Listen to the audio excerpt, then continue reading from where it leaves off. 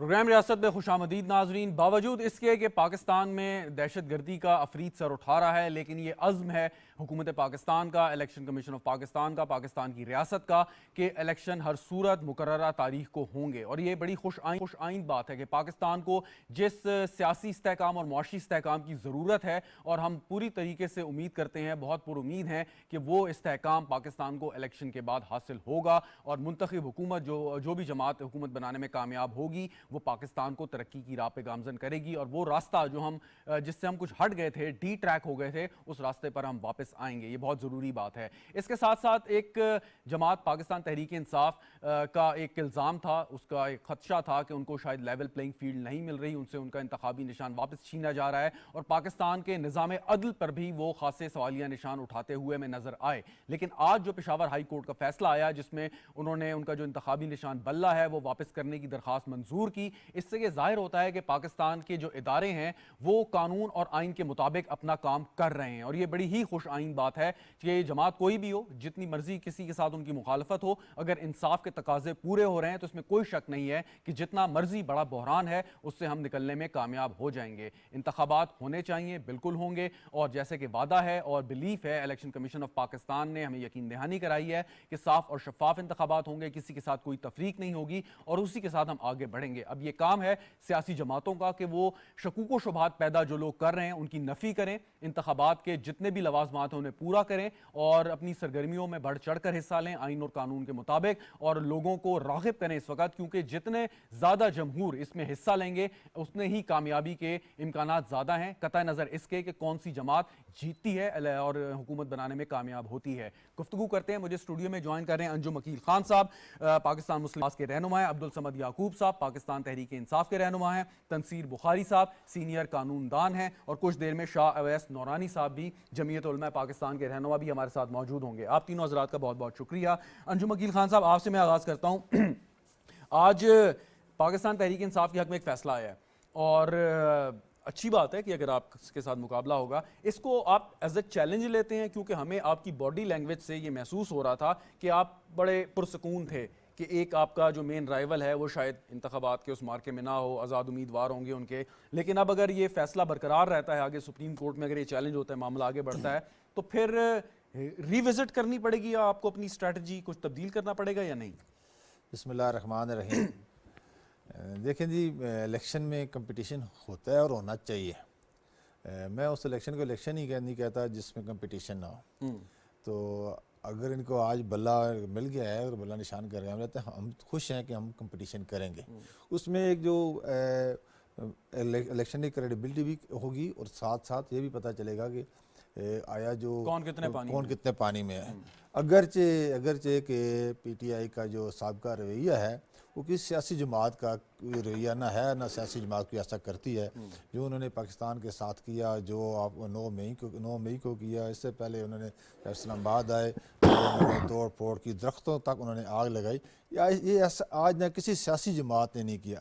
तो इस पर हमें ज़रूर अभी भी सवालिया निशान है कि क्या ये सियासी जमात, जमहूरी जमात, अपना एक जमात जो है जो जिसका ये रवैया है वो सियासी जमात बन जाएगी, जमहूरी जमात बन जाएगी।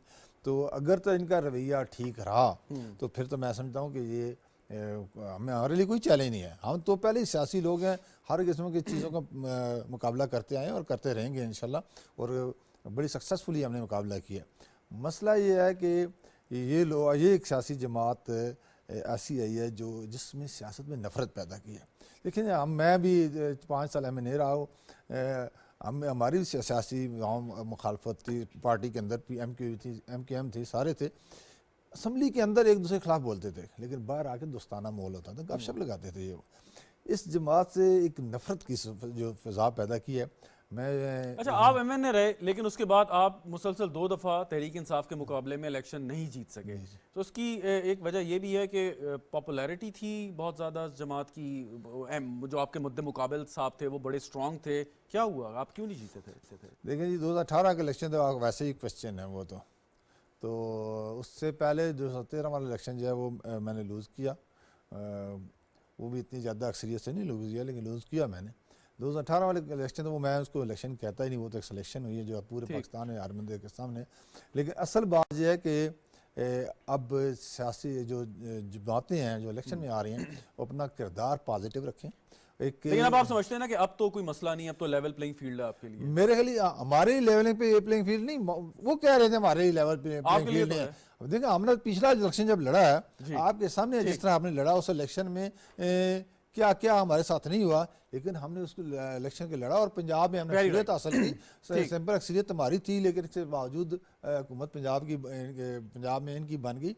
बात यह है कि हम तो हर चीज़ का चैलेंज जमहूरी तरीके से करते हैं। बिल्कुल ठीक। अब्दुल समद याकूब साहब, आज का जो फैसला है पेशावर हाई कोर्ट का जिसमें आपको एक बड़ा रिलीफ मिला है, इंतखाबी निशान वापस मिल गया है, क्या कहेंगे इस पे कि अदालत ने कैसा फैसला किया? देखें, खुशाइन बात है, वेलकम करते हैं उस फैसले को, और ज़ाहिरी बात है तवक्को भी हमें जो पेशावर हाई कोर्ट से थी कि वो इंसाफ के साथ खड़े होंगे और इंसाफ जो है वो देंगे हमें, और फाइनली वो हमारी जीत हुई है, और बल्कि इंसाफ की जीत हुई है। क्योंकि अगर ख्वाहिशात की बात की जाए तो मेरा ख्याल है कि ये फ़ैसला जो है वो हमारे जो मद्दे मुकाबिल है उनको तो बहुत ज़्यादा खटका होगा। यकीनन उनकी ख्वाहिश तो ये थी कि ना तो बल्ला जो है वो बैलेट पेपर के ऊपर होना चाहिए और ना ही तहरीक इंसाफ के प्रोमिनेंट फिगर जो हैं उनके कागजात जो है वो मंजूर होने चाहिए। तो अगर ये लेवल प्लेइंग फील्ड की बात करते हैं तो फिर अगर आगे की बात की जाए तो एक ऑप्शन अभी भी इलेक्शन कमीशन के पास मौजूद है कि वो सुप्रीम कोर्ट में जाके रेट दायर करे या पटिशन फाइल करे, अपील करे, और फिर भी ये खदशा मौजूद है कि फिर ये बल्ले के साथ जो है अब ये समझ नहीं आता कि लेकिन ये तो उनका राइट है ना, जैसे आपका राइट था, आपने भी चैलेंज किया ना फैसला, देखें आपको रिलीफ मिल गया। हम तो जो लीगल बैटल है वो तो हम लड़ रहे हैं, और बल्कि इस वक्त सबसे ज़्यादा लीगल बैटल जो है वो हम लड़ रहे हैं। होना तो ये चाहिए था इन लीगल बैटल्स की बजाय हमारी अगर ये हाई मॉरल ग्राउंड और वैल्यूज़ की बात करते हैं तो मुकाबला मैदान में होना चाहिए था, ना कि। अच्छा, लेकिन अब एक सवाल पैदा होता है सर यहाँ पे, अभी आपने हाल ही में आपके जो साबका चेयरमैन हैं उन्होंने एक इकोनॉमिस्ट नामी जरीदे में एक मजमून लिखा जो भी है उसमें, और उसमें उन्होंने बड़े संगीन सवालात उठाए और तकरीबन एक तज़हीक आमेज़ जुमले गए पाकिस्तान की अदलिया पे कि उनको तवक्को नहीं है, और आज पेशावर हाई कोर्ट का फैसला आ गया। तो एक तरफ आप कहते हैं जी हमें तो तवक्को नहीं है इंसाफ की, दूसरी तरफ आपको इंसाफ मिल जाता है, तो इसको कैसे, तो बड़ी अजीब सी पैराडॉक्स है। देखें, जब अदलिया एज एन इंस्टीट्यूट की बात की जाती है, भले वो आला अदलिया हो, अगर आपका इंसाफ में या अदलिया के बाकी दुनिया के ममालिक में आपका 116वां नंबर हो और आप कहेंगे जी आप उसके ऊपर क्वेश्चंस भी नहीं कर सकते, तो ये बात तो बावजूद 116वें नंबर के आपके हक में फैसला आ गया। अच्छा, अगर फैसला आ गया तो फिर उन 200 केसेस का क्या करेंगे कि जिसके तहत वो इस वक्त भी खान साहब अंदर हैं।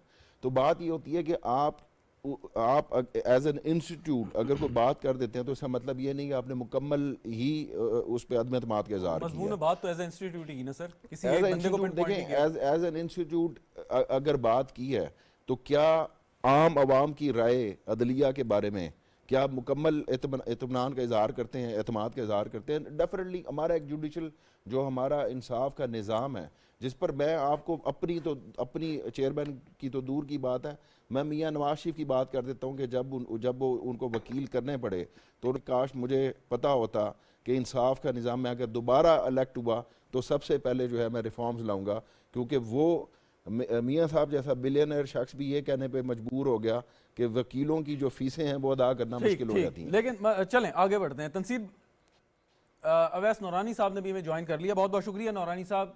तनसीब बुखारी साहब से सवाल करके आपकी जाने बात हूँ। बुखारी साहब, अब एक फैसला आ गया पेशावर हाई कोर्ट का, इलेक्शन कमीशन ऑफ पाकिस्तान के पास एक ऑप्शन है कि वो सुप्रीम कोर्ट में इस मामले को टेकअप कर सकते हैं, दरखास्त कर सकते हैं, और कल इजलास भी है, शायद उसमें कोई फैसला कर लें।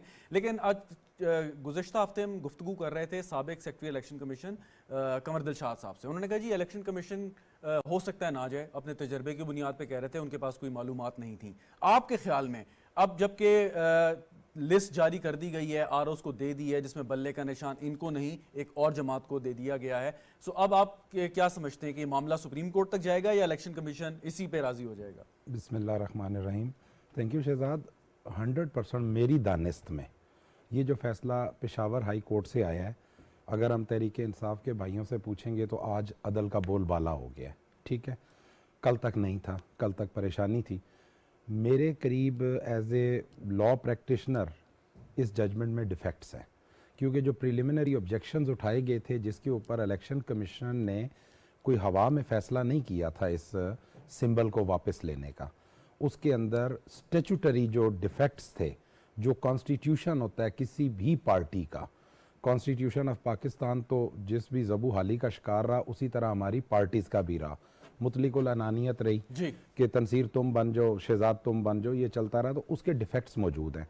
मैं नहीं समझता, अगर कन्वर दिलशाद साहब ने अपने से ये कहा है, मेरे करीब 100% सुप्रीम कोर्ट में ये चैलेंज होगा फैसला, और अभी ये आपकी सनसनी जो है वो चलती रहेगी। इलेक्शन कमीशन जो अपना एक्शन कर चुका है वो उसका पैरा भी देगा। अच्छा, लेकिन एक सवाल ये कि अगर ये सुप्रीम कोर्ट में मामला जाता है तो हो सकता है कि एक दिन, 2 दिन या चंद रोज ये इसमें लग बहुत जाए, जल्दी डिसाइड होगा, क्योंकि देखिए सिचुएशन क्योंकि ये है वो ना, अदरवाइज तो आगे बैलेट पेपर्स की छपाई होनी है, छपाई चीजें भी जानी होनी है, है। तो उसमें कोई मामला डिले तो नहीं हो जाएगा? जो 8 की हमने तारीख रखी हुई है जी, ये फाइल भी अगर होना चाहिए तो कल हो जाना चाहिए, ये परसों टेकअप भी हो जाना चाहिए, और इस पे डिसीजन अगर 1 नहीं 2 नहीं 4 दिन में आ जाए तो बैलेट पेपर फिर जाहिर है या मसला बल्ला नहीं होना होगा या चाहिए। नहीं होगा, तो ये तो क्लियर बात है। फोरम मिस करना, this will be the question, यानी मेरे करीब ये एक सवाल होगा। अच्छा, लेकिन आपके ख्याल में ज़्यादा मसला ये है कि बल्ले का निशान हो या ये चाय की प्याली का हो या बोतल का हो, उससे फ़र्क नहीं पड़ता। असल फ़र्क ये पड़ता है कि आज़ाद हैसियत से इनके उम्मीदवार आएंगे, पार्टी अपना तशख़्ख़ुस बरकरार नहीं रख पाएगी इलेक्शन में। सबसे बड़ी जो मुश्किल इनके लिए बनी है, जो जीने मरने की वजह बन चुकी है, बल्ले का निशान बार बार रिपीट होता है लफ्ज़, जब ये निशान ले लिया गया तो अब ये पोजीशन होगी इनके, अगर 400 उम्मीदवार हैं या 1000 हैं प्रोविंशियल को मिला के, वो मुख्तलिफ अपने सिंबल्स के साथ इलेक्शन लड़ेंगे, और फिर ए कहेगा मैं खान साहब का जी वो बंदा हूँ नॉमिनेटेड, बी कहेगा मैं हूँ, सी है, तो वो इनको एक लॉस है ही है। तो लेवल प्लेइंग फील्ड आज तो पेशावर हाई कोर्ट ने दे दी। अब अगर सुप्रीम कोर्ट इसको उल्टा देता है तो फिर ये ना कह दिया जाए कि जी फिर लेवल प्लेइंग फील्ड जो है वो आउट हो गई है। शहजाद हमारे मुल्क को इस अनसर्टेनिटी नहीं मारा है, वेरी राइट, यानी अनसर्टेनिटी जो है ना वो नहीं होनी चाहिए। बिल्कुल ठीक। वैसे तस्वीर साहब, इतना एफिशिएंट आपने इलेक्शन कमीशन को इससे पहले किस केस में देखा है? मैं इसका तफसीली आप बात कीजिएगा, ज़रा अवैस नौरानी साहब के पास जाना चाहिए। अवैस नौरानी साहब, सवाल ये कि कुछ जमातें जो हैं वो मुतालबा कर रही हैं अभी भी, मतलब टू बी स्पेसिफिक मौलाना फजलुर रहमान साहब, इलेक्शन जो है वो कुछ आगे चले जाएं बिकॉज ऑफ के सर्दी है और उसके साथ लॉ एंड ऑर्डर की सिचुएशन है, लेकिन माजी में इससे ज़्यादा सर्दी में, इससे ज़्यादा जो बुरी हालात थे हमारे, उसमें इलेक्शन हो चुके हैं। तो ये जो आपके कॉलीग्स हैं, ये उनकी ओपिनियन क्यों है, क्योंकि इंप्रेशन ये मिल रहा है कि इलेक्शन से शायद कुछ लोग फरार चाहते हैं। अवैस नौरानी साहब, आवाज़ आ रही है आपको? जी जी, अस्सलाम वालेकुम। जी अस्सलाम वालेकुम। सवाल अगर आपने सुना हो तो प्लीज़ जवाब दे दें या मैं दोहरा दूं। जी, मैंने आपका सवाल सुन लिया, बहुत शुक्रिया, आपने मुझे याद किया सर। मेरे ख्याल से ये तो तहरीक इंसाफ को बने हुए तो अभी एक ही दफ़ा बेचारी गवर्नमेंट में आई थी, 3-3.5 साल रही है, और उसकी कारकर्दगी जो है वो पूरी पाकिस्तान में सबके सामने है, और उनकी हिस्ट्री ये है कि वो अभी नई नवेली जमात है, जो 40-70 साल से जमातें इस मुल्क में मौजूद हैं, वो इलेक्शन लड़ती आई हैं और इलेक्शन को फेस करती रही हैं, बुरे से बुरे और टफ से टफ हालात के अंदर भी। इलेक्शन से कोई फरार नहीं चाह रहा। ये मौलाना फजल रहमान साहब ने जो आप गुफ्तगू की है वो बिल्कुल दुरुस्त की है, मैं उसको सेकंड करता हूँ। उस पर उन्होंने ये कहा है कि जो हम सियासी लोग हैं, सियासी वर्कर हैं, आप बताएं किस तरह हम अपने वोटर के पास जाएं जहां हमें इजाज़त नहीं है वोटर्स के पास जाने की, जब वो माहौल नहीं मिल रहा लोगों को जाने की। देखिए ना, इलेक्शन सिर्फ 2 सूबों का इलेक्शन तो नहीं है कि केपीके और सिंध में इलेक्शन हो जाए, कि पंजाब में और सिंध में इलेक्शन हो जाए, बाकी 2 सूबे जो है ना वो पाकिस्तान से बाहर है, इसलिए उनका कोई मसला नहीं है। ये तो गलत है। अब लेकिन एक सवाल पैदा होता है मौलाना साहब, अगर एक सवाल कर लूं यहाँ पे, मैं उसको फिनिश कर लूं ना, आप वन एट अ टाइम कर ले, ज्यादा बेहतर है। जी जी। अब एक बलूचिस्तान के एरिया जहाँ पे 5-5 हजार सीट वोटों के ऊपर सीटें नेशनल असेंबली की 6,000 पे निकलती हैं। अब वहां अगर बर्फ पड़ी है तो वो किस तरह लोग आएंगे? जो पीपल्स पार्टी के लोग हैं, दूसरी जमातों के लोग हैं, वो केपीके के अंदर अपनी खुद कैंपेन नहीं कर सकते। यानी डीआई खान है, वाना वजीरिस्तान है, आए दिन वहां पे पुलिस चौकी पे हर जगह पे हमले हैं। आप कहीं कैंपेन कर नहीं सकते, रोजाना आपको थ्रेड अलर्ट्स मिल रहे हो, और आप कहें कि इलेक्शन करा दो फौरन। माहौल तो आप करें, सही करें, खुशगवार करें। राइट। इससे बुरे हालात तो नहीं थे ना कि आपको चारों तरफ से घेर लिया गया हो, दहशतगर्द आराम से जगहों पे घूम रहे हो। अच्छा, मैं गुजारिश करूं कैंपेन करो जी, अगर इजाजत दें तो एक सवाल पूछूं आपसे। जी जी। सवाल ये कि आपको याद होगा, आप हमसे बहुत तजर्बाकार हैं, 2008 का इंतखाबात और जी, जी। बीबी को शहीद किया। अवामी नेशनल पार्टी, पीपल्स पार्टी, मुस्लिम लीग नवाज, इवन कि आपकी जमातों को भी बहुत थ्रेट थे। कितने लोगों को शहीद किया, धमाके हो रहे थे, बहुत बुरी सूरत हाल थी, स्वात से लेके आपने वाना का जिक्र किया और सर्दी भी उसी हिसाब से थी। लेकिन इलेक्शन हुए, एक नई हुकूमत आई, मुल्क आगे बढ़ा। तो आपके ख्याल में अब क्या ऐसे इसमें अमर माने हैं कि काम क्या नहीं हो हो गया सकता? आपको? आपकी याददाश्त इतनी कमजोर है, इलेक्शन डिले हुए। 2 महीने, ओनली 2 मंथ सर, 2 महीने के लिए। यही कह हम भी यही कह रहे हैं कि आप ग्राउंड क्लियर करें, एक टाइम फ्रेम दे। आप मुझे ये बताएं, चलें ये जो चैंपियन जितने बड़े हैं इस वक्त यहाँ बैठे हैं, सब जो पूरे जो लोग कह रहे हैं इलेक्शन इलेक्शन, इनसे पूछे 5.5 लाख वोट हैं, किसी के 4 लाख वोट हैं, किसी के 3.5 लाख वोट हैं। इनसे पूछे ढाई हफ्ते में किन वोटर्स के पास जा सकेंगे ये? Are the candidates reachable to the voters Sir, in 2 but weeks? No. this is not the fault of Election Commission of Pakistan or anyone else, but the political parties के उनको चाहिए था कि वो अपनी मुहिम का आगाज कर देते, अभी तक क्यों नहीं किया? नहीं, मेरा नहीं ख्याल है कोई ऐसी बात है। आप इसको मैं इसको बिल्कुल सेक्रेट के अंदर जो जो करारदाद पेश हुई है मैं उसकी हिमायत करूंगा भाई, इसलिए क्योंकि ये एटमॉस्फेयर नहीं है मेरे पास। तो क्लियर है सब कुछ। कराची में तो नॉर्मल क्राइम होता रहता है, आता जाता है, जाता रहता है, हम तो देखते रहते हैं। मगर सारे लोग कैंपेन खुले तरीके से नहीं कर सकते, तो ये तो ज्यादती है लोगों के साथ। अच्छा चल, एक बिल्कुल सवाल फिर आगे बढ़ता हूँ मौलाना साहब, एक सवाल आगे बढ़ता हूँ कि अगर आपकी बात या आपके मुतालबे को तस्लीम नहीं किया गया और 8 तारीख को इंतखाबात हुए, फिर तो लड़ेंगे ना यार। तब लड़ेंगे या आप कहेंगे कि हम क्योंकि हमारी बात नहीं मानी और हम इलेक्शन नहीं लड़ते? नहीं नहीं नहीं नहीं नहीं, ऐसा नहीं है कुछ ऐसा भी। नहीं होगा। इंशाल्लाह लड़ेंगे इलेक्शन। इलेक्शन से कोई नहीं भागेगा यार। ठीक ठीक। भाई इलेक्शन से क्यों भागेंगे? इलेक्शन तो पॉलिटिकल वर्कर का एक टेस्ट पेपर होता है, इम्तिहान बिल्कुल। होता है, कैसे भागेगा वो यार? दुरुस्त। सवाल ही नहीं पैदा होता। पॉलिटिकल वर्कर और इलेक्शन से भाग गए, वो तो इंतजार करता है कि उसको पता लगे उसकी कारकर्दगी क्या है। Very right. मगर एटमॉस्फेयर नहीं मिल रहा ना। आप देखिए, अब ये तो नहीं हो सकता कि आप जो एग्जांपल दे रहे हैं खुदा ना खासा मोहतरमा की, आप देखिए ना, आप मुझे बताएं, बीबी साहिबा शहीद कर दी गई, आज तक उनका नेमो बदल कोई है? मुझे बताएं आप, पूरी दुनिया में जो हमें इज्जत और वकार थी उनके नाम के साथ, एक graceful lady, she serve the country regardless. आप एडमिनिस्ट्रेशन इश्यूज पे उनसे इख्तिलाफ कर सकते हैं, उनकी गवर्नमेंट के ऊपर इख्तिलाफ करते हैं, ठीक ठीक। मगर she serve the country and she gave her Naurani साहब जी, पॉइंट वेल टेकन। यहीं पे 1 मिनट आपको रोकता हूँ, जरा आगे थोड़ा मैंने बढ़ना है। अंजुम वकील साहब से बात करके आपकी जाने आता हूँ। याकूब साहब, अंजुम साहब, अब 12 जनवरी को एक हतमी फहरिस्त उम्मीदवारों की जारी हो जाएगी। बल्ले का निशान आता है नहीं आता, ये तो ज़ाहिरी बात है, हमें बाद में पता चल जाएगा। लेकिन सवाल अब ये है कि जो सियासी जमातें हैं उनकी भी हतमी फहरिस्त हमें नहीं नज़र आ रही। मतलब ये ऐसा काम है, ये तो मतलब शायद हफ्तों पहले हो जाना चाहिए था। ये बताएं कि लोगों को पता नहीं है कि अंजुम वकील खान साहब यहाँ पे उम्मीदवार हैं या कोई दूसरा शख्स है जो इस्लामाबाद से इलेक्शन लड़ेगा मुस्लिम लीग नवाज के टिकट पे, तो लोग भी बड़े अनसर्टेनिटी का शिकार हैं। इसमें नो डाउट जी कि टाइम कम है, लेकिन ये है कि जो जिस तरह कहा गया है कि सियासी पार्टियाँ जो होती हैं हर वक्त मैदान में होती हैं और उनके लिए जितना भी टाइम है उसके मुताबिक टाइम के मुताबिक रिजल्ट देती हैं।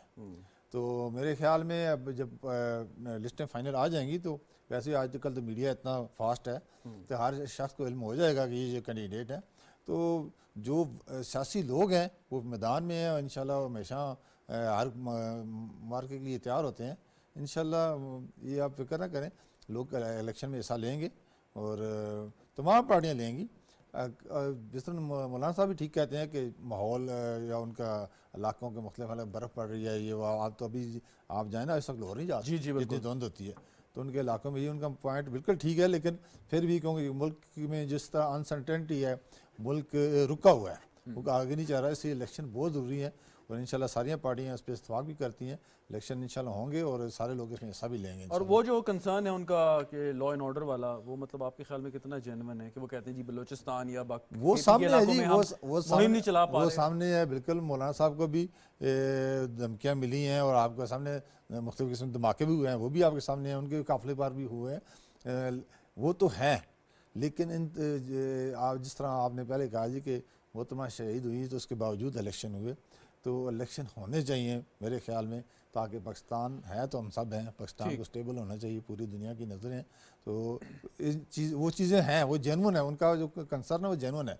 लेकिन इसके बावजूद मैं समझता हूँ इलेक्शन होने चाहिए। Very right. समद याकूब साहब, अगर आप कुछ कहना चाह रहे हैं, लेकिन एक सवाल पहले कर लूँ आपसे, उसके साथ ही जवाब अगर मैं जवाब दे दूं पहले। जी बताइए। देखें, एक तो जो धुंध और पंजाब के इस वक्त मैदानी इलाकों में छाई हुई है, जी। और दूसरा जो पाकिस्तान के आपके जो बलाई इलाके हैं जहाँ पे बर्फ़ जमी हुई है, और एक वो धुंध है जो इनकी सियासत के ऊपर छाई हुई है, और एक वो बर्फ़ है जो इनकी सियासत को उसने फ्रीज़ करके रख दिया है। अगर ये मौसम की तब्दीली के हवाले से या माहौल को साजगार करने की बात करते हैं तो इन्हें इस खुशफहमी का शिकार नहीं रहना चाहिए, क्योंकि वो धुंध और बर्फ़ जो है जून में भी नहीं पिघलनी इनकी। दूसरी बात ये कि जब ये बात करते हैं, इस वक्त 8 फरवरी को इलेक्शन होने जा रहा है, क्या 1997 को 3 फरवरी को इलेक्शन नहीं हुआ? क्या बेनज़ीर की जब शहादत हुई 2008 में, क्या तब फरवरी में इलेक्शन नहीं हुआ? क्या तब फरवरी में पाकिस्तान में मौसम कुछ और हुआ करता था? या माहौल जिस साजगार माहौल की वो बात कर रहे हैं, बेसिकली सब कुछ मौजूद है, सारे हर तरफ से उनको फैसिलिटेट किया जा रहा है। अगर एक चीज़ नहीं है उनके पास तो वो वोटर नहीं है, वरना इलेक्शन से सिर्फ वही शख्स भागने की बात करता है जो उस वक्त इलेक्शन के लिए प्रिपेयर नहीं होता। हम जिस लेवल प्लेइंग फील्ड की बात करें, हमें पता है कि हमें लेवल प्लेइंग फील्ड नहीं मिल रही। ये बल्ले का निशान मिल जाने से या उससे ये नहीं होता कि आप उम्मीदवारों को ज़दोकोब ना करना छोड़ दिया, या उनको अगवा करना छोड़ दिया, या उनको जहांगीर तरीन का मफलर पहनाना छोड़ दिया। तो जब अंजुम साहब भी जब 9 मई की बात कर रहे थे, तो 25 मई की भी बात कर लेते कि जिस तरीके से क्या सियासी जमातों के ऊपर इस तरीके से क्रैकडाउन किया जाता है। तो लिहाजा ये साजगार माहौल जिस तरह का ये चाह रहे हैं वो अगले 5 साल में नहीं मिल रहा। एक थोड़ी चीज़ मैं बता दूं, ये सियासी लोगों के साथ जैसा सलूक हमारे गवर्नमेंट के हमारे लोगों के साथ किया, वो भी इसी तरह नहीं किया जाता। दूसरी बात यह है जी कि बिल्कुल ये ठीक कहते हैं कि हर माहौल में इलेक्शन होने चाहिए, उसमें कोई शक नहीं, लेकिन हम ये आज भी पहले से कह रहे हैं कि जिस तरह पहले ये रो रहे थे कि 4 सीटें 35 पंचर, ये इस इलेक्शन के बाद भी इन्होंने रोना है। ये लिख रहे हैं इधर रिकॉर्ड पे कि इस इलेक्शन के बाद भी रोना है कि जी या 35 पंचर 40 पंचर लग गए हैं या 10 पंचर लग गए हैं। ये अगले इलेक्शन ग्राउंड बना रहे हैं आप कहते हैं। जी हाँ। मैं एक चीज़ वक्फे के बाद आऊँ आपके पास, वक्फे के बाद नाज़रीन ब्रेक लेते हैं, ब्रेक के बाद गुफ्तगू जारी रखेंगे साथ।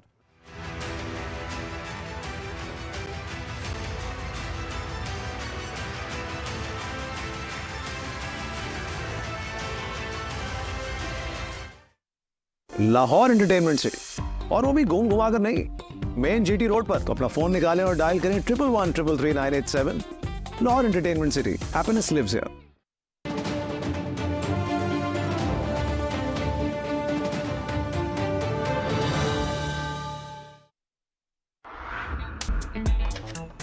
कैश की जरूरत हो तो पूरा करता है मेरा पेपाक कार्ड। जानी और माली तहफ्फुज़ देता है मेरा पेपाक कार्ड। अपने बैंक से पेपाक डेबिट कार्ड नाम लेकर तलब करें। Choose hope, choose पेपाक। Lahore entertainment city, और वो भी घूम घुमा कर नहीं, मेन जीटी रोड पर। बस 3, 5, 10 मरला और 1 कनाल का प्लॉट लिया और हो गई एंटरटेनमेंट शुरू। तो अपना फोन निकालें और डायल करें 1113333987। Lahore entertainment city, happiness lives here.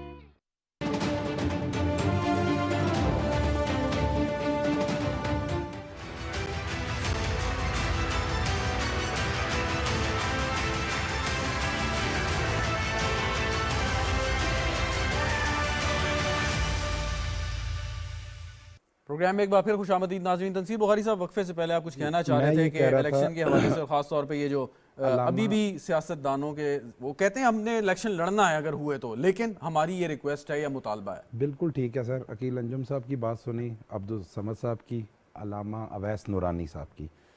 मेरा वोट जो है जा रहा है अलामा अवैस नूरानी के तरफ। मतलब वजह पूछिएगा, वोट डालने जाएंगे बैलेट बॉक्स में तो वजह पूछिएगा। अलामा साहब को एक वोटर में इजाफा उनका हो गया। आर्गुमेंट बड़ा पर्टिनेंट है कि 2 महीने बढ़ा दें, लेकिन मैं अरबाब इख्तियार से मुखातिब हूँ कि अगर देखें हमारे मुल्क में बयानात शहजाद में एक बात इलेक्शन कमीशन ने डेट अनाउंस कर दी, सुप्रीम कोर्ट ने एक हियरिंग कंडक्ट की। 8 फरवरी का आया। हमारी सुप्रीम कोर्ट के जो जजेस हैं वो कनाडा में रहते हैं या वो उधर थाईलैंड में रहते हैं, जिन्हें मौसम का नहीं पता था, या इलेक्शन कमीशन जब डेट लेके आया था उसे नहीं पता था। अलामा साहब का मैं इसलिए कह रहा हूँ, इनकी जेन्युइन होगी वजूहात, बम धमाका हुआ, अटैक हुआ अलामा साहब पे, फजलुर रहमान साहब पे, एप्रीहेंशंस होगी, लेकिन आपने भी अपना बड़ा वैलिड आर्गूमेंट बिल्ड किया कि बेनज़ीर भुट्टो से बड़ा लीडर नहीं था जुल्फ़िकार अली भुट्टो के बाद। वो बम ब्लास्ट भी होता है, उन्हें गोलियों से छलनी किया जाता है, और 2 महीने का डिले करके इलेक्शन कर दिया जाता है।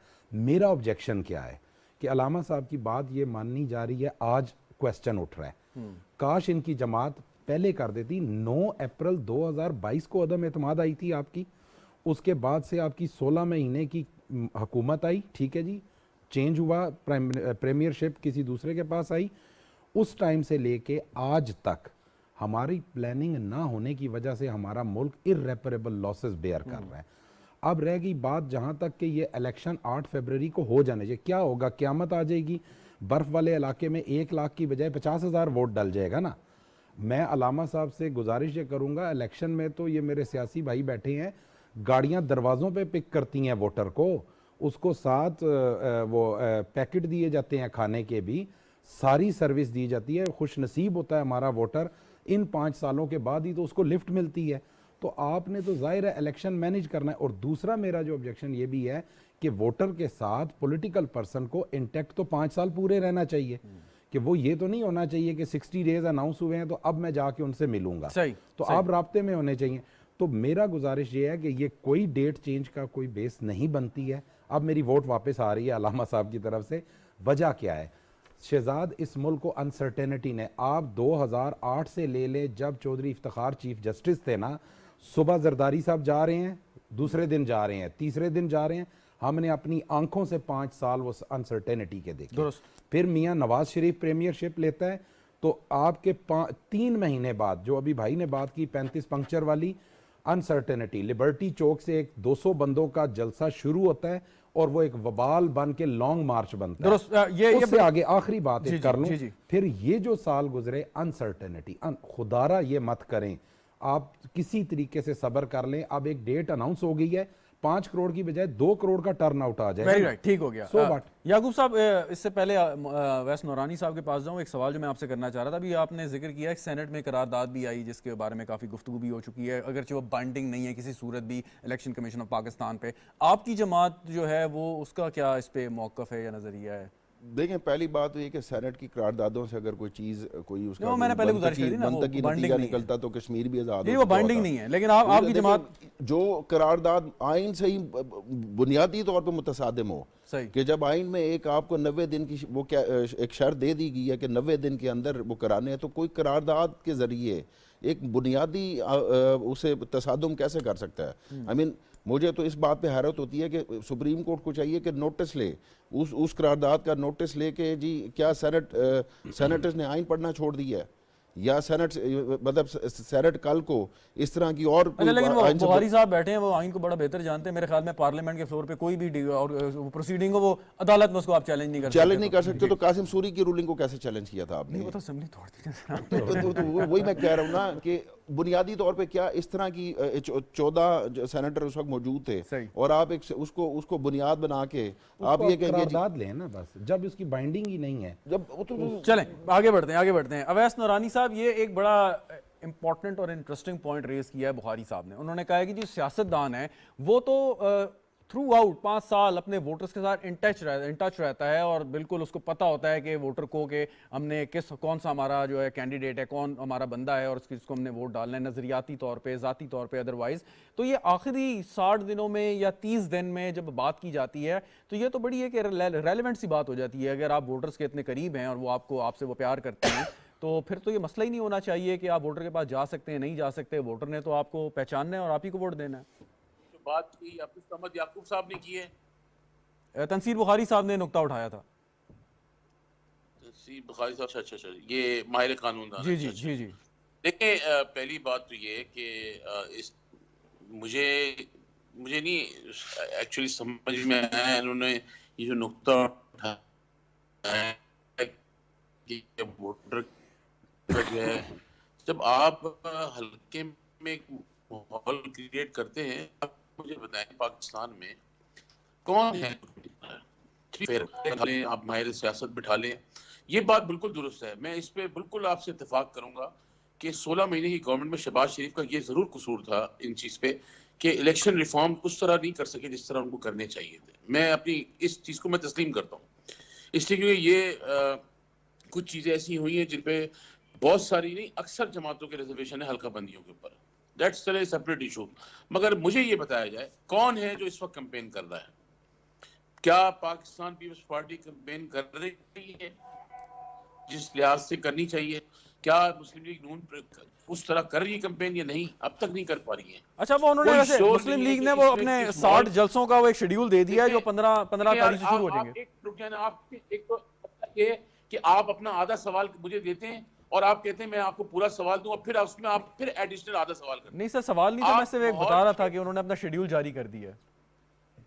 रौनक लगने यार, वाली तो है। आज शेड्यूल जारी किया ना भाई, सर एंड टाइम पे रिजर्व सीट्स का शेड्यूल क्यों बढ़ाया गया है? आप ये बताएं, अगर आप ये कहते हैं सेनेट की करारदाद की कोई वैल्यू नहीं है, कैसे नहीं है वैल्यू? अगर सदर ऑर्डिनेंस के जरिए उसको साइन कर सकता है या नहीं कर सकता है? अगर ये क्या नहीं कर सकता तो मैं इनको बताऊंगा कर सकता है। फिर देखिए ना, मैं आपसे देखिए इस तरीके से नहीं होता है कि देखिए हम बैठे हैं, आप भी यही हैं, हम भी यही हैं, हमारा मुल्क है, कोई कहीं से कोई फरार नहीं हो रहा, ना कोई भाग रहा है। बात सादी ये है कि आप एक टाइम फ्रेम दें लोगों को कि इलेक्शन कराने के लिए कि भाई 2 महीने का फ्रेम टाइम है। 8 फरवरी को आपने इलेक्शन रख दिया है और बाद में उसके बाद में आप सेनेट के इंतखाबात हैं आपके। अंजुम अकील खान साहब, ये वैसे बात तो है कि ठीक है आपने 15 जनवरी से एक शेड्यूल का ऐलान कर दिया है, 60 जलसे आप करेंगे, लेकिन आप नहीं समझते कि थोड़ा लेट हो गए? ये तो बड़ी गहमा गहमी शुरू हो जानी चाहिए थी, और ख़ास तौर पे ये नहीं कि आपने वोट हासिल करने वोटर के पास जाना है, ये जो शकूक व शुबात हैं, उबहाम हैं, ये दूर हो जाते और as a big political party आपको लीड लेनी चाहिए थी। देखिए जी, वो तो शेड्यूल इलेक्शन कमीशन का है, उसके मुताबिक हम चल रहे हैं। कैंडिडेट फाइनल अभी हुए हैं, कल हमारी लिस्ट जारी हो रही है। जब लिस्ट जारी हो जाएगी तो फिर वो इंशाल्लाह जैसे तभी एक रौनक भी तभी शुरू होती है जब कैंडिडेट हो, उसको पता हो मैं कैंडिडेट हूँ, मैंने इलेक्शन लड़ना है, फिर मूवमेंट शुरू होती है। तो वो अगरचे मैं ज़रूर कहूँगा कि थोड़ा सा लेट हैं, लेकिन इवन देन ये 30 डेज एनफ हैं। 30 डेज अगर सही कैंडिडेट अपनी करे, कैंपेन चलाए तो इट इज़ एनफ। बात वही है कि जो सियासी बंदा है वो अपनी अवाम में रहता है, अवाम उसको पहचानते हैं, वो अवाम को पहचानते हैं, तो इसलिए अवाम के मसाइल की निशानदेही करनी है, उनको हल करने के लोगों आप अवाम को पहचानते हैं और अवाम में रहते हैं। इस दफ़ा मतलब अवाम आप क्या समझते हैं कि किस नज़रिए पे, किस चीज़ पे, किस वादे के ऊपर आपको या किसी और जमात को वोट देने के लिए तैयार होगी? क्या चाहते हैं अवाम? देखिए जी, अल्हम्दुलिल्लाह हम तो अपनी साबिका कारकर्दगी के वोट मांगते हैं। किसी और जमात के पास जो हमारे पास है, किसी के पास कुछ नहीं है।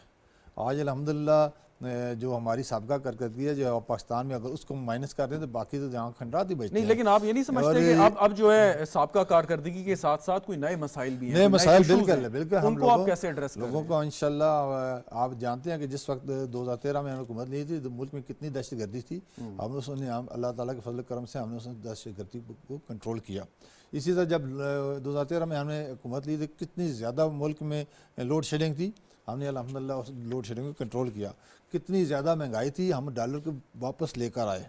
तो ये हमने आज भी इंशाल्लाह एक तो ये चीज़ें दोबारा सर उठा रही हैं। इंशाल्लाह इन चीज़ों को हम कंट्रोल करेंगे, और साथ साथ मुल्क के अंदर महंगाई है, मुल्क के अंदर बेरोज़गारी है, हेल्थ और एजुकेशन की फैसिलिटीज़ हैं, इंशाल्लाह वो लोगों लेकिन को आप दें। ये नहीं समझते कि ठीक है आपकी पिछली जो हुकूमतों की कारकर्दगी थी, जो आप कह रहे हैं कि वो बड़ी शानदार थी दीगर सियासी जमातों की हुकूमत के मुकाबले में, लेकिन जो अभी 16 माह आपने हुकूमत की है, एक मखलूत हुकूमत थी, आपके पार्टी के जो सदर है वो वज़ीर आज़म थे, उसने आपको मतलब डैमेज किया है सियासी तौर पे, आप खुद इसका बरमला इज़हार कर चुके हैं। उसका कितना फ़र्क पड़ेगा इंतखाबात के नतीजे? लेकिन जी वो हमने कोई शक नहीं कि रियासत को बचाया और सियासत को कुर्बान किया है, इसमें कोई शक नहीं। जब तक हमने 15 महीने पहले PTI की हुकूमत थी, यकीन करें हमें लोग कहते थे कि आपने बाहर नहीं निकलना कैंपेन के लिए, आप जस्ट टिकट लेंगे और आप इलेक्शन जीत जाएंगे।